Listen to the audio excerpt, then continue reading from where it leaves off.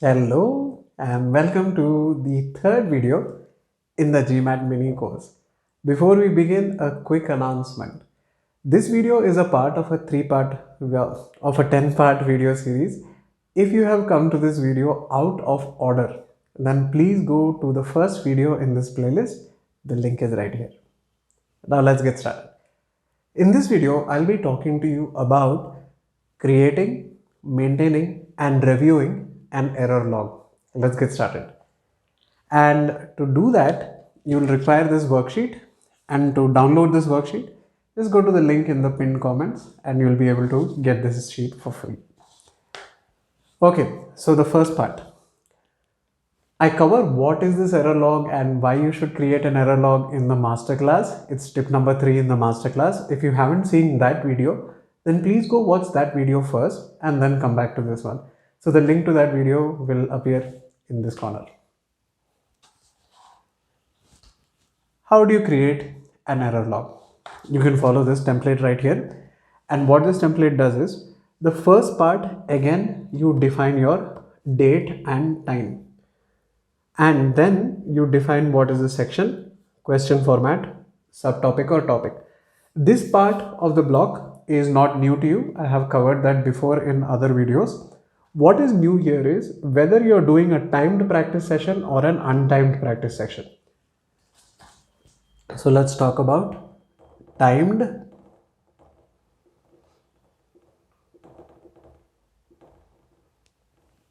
untimed. An untimed practice session is a practice session in which you're not imposing any sort of restriction on yourself on how much time you could take to solve a problem or a set of problems. A timed session is a session in which you will be imposing a restriction on yourself. So within that time limit, you have to finish that chunk of or block of questions that you have selected. If not, then the questions that you couldn't attempt are counted as incorrect. In untimed, there is no prospect of, let's say, running out of time. Okay. You might use up your time block. That doesn't mean that your session is timed. Time means specific to the problem you're solving or specific to the question format or section, you have a certain cutoff. And beyond that, you should stop. Even if your time block is longer, you should stop. That's the distinction between timed and untimed. In untimed practice, what you're working on is accuracy, and in the time session, you're working on speed along with accuracy. So you're working on speed while maintaining accuracy. So depending on what phase of your preparation you are, you select timed practice or untimed practice.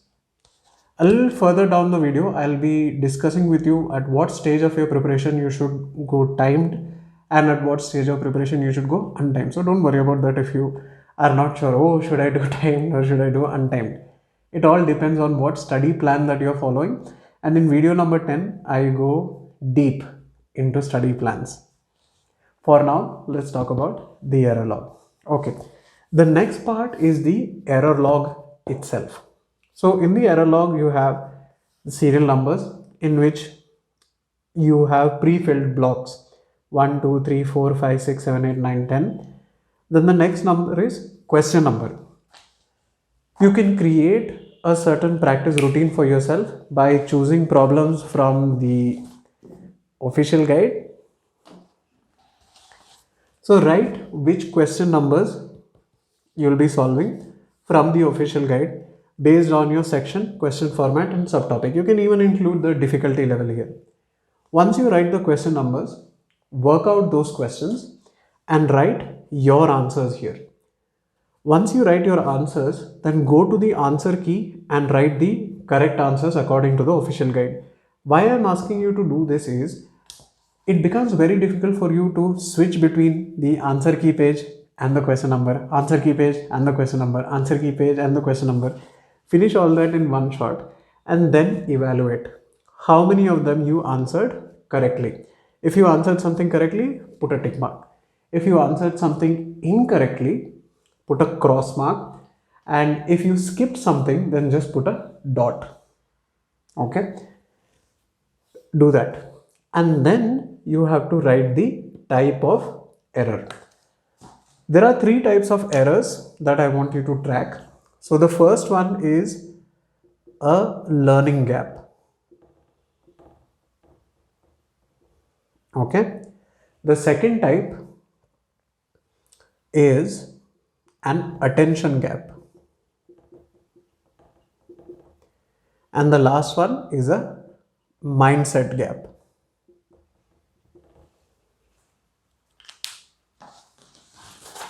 So learning gap is you couldn't solve that problem or you answered that question incorrectly because of something that you didn't know. It can be a concept, it can be a specific term, it can be a formula, or it can be a certain approach that you need to use to solve that problem. Learning gap covers all that. And you can remedy a learning gap by learning. Pretty obvious. So, if you made a mistake because you didn't know about it, or if you skipped a question because you didn't know about it, then write the type of error here. Okay? Then look at the next question. And sorry, not the next question, the next type of error. The next type of error is an attention error.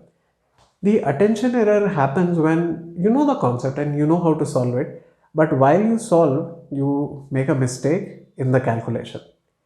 There is something that you did. For example, instead of writing 1 by 4, you wrote 1 by 9, and you put the decimal at the wrong place, or when you raised or when you did a multiplication, you wrote the digits wrong.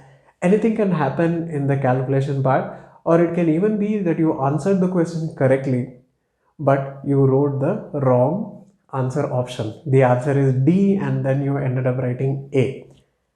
Those are things that happen because you weren't paying attention.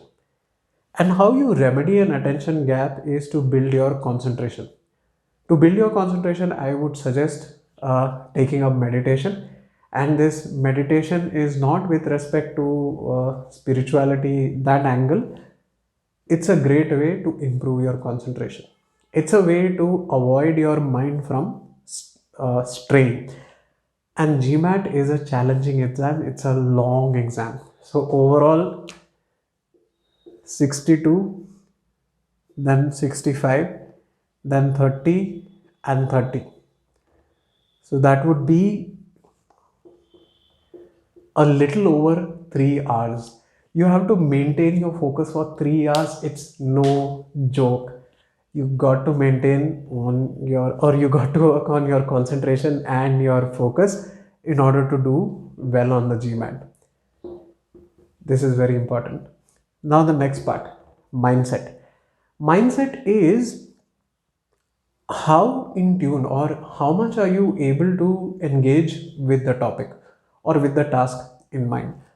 For example, suppose you're not really feeling it or you're not well, and that can really affect how you perform or how you do your questions. For example, if I'm not particularly motivated, I might start solving a problem and give up midway. I could have done it, but I really don't want to. Those are things that happen with respect to mindset. And how you remedy mindset is you remedy mindset with motivation. So motivation can happen either internally, where you drive yourself, or it can be externally, where you have a support group who pushes you forward.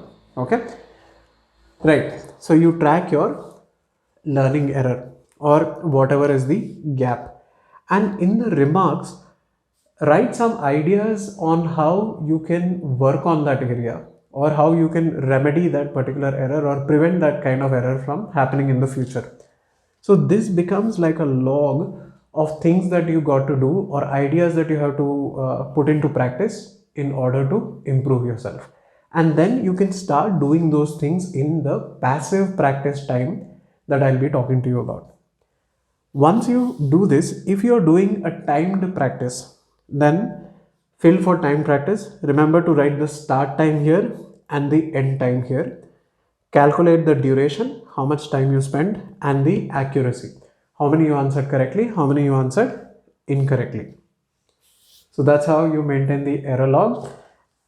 And how you use the error log is from week to week or from day to day. If you look at your remarked columns, you will get ideas on how you can improve your performance from your own mistakes that you have tracked. And you can start implementing those ideas or working on those ideas in order to improve. So that you will be doing during the passive part of the preparation, and we'll discuss more on that in the future videos to come. So I'll see you again in the next one.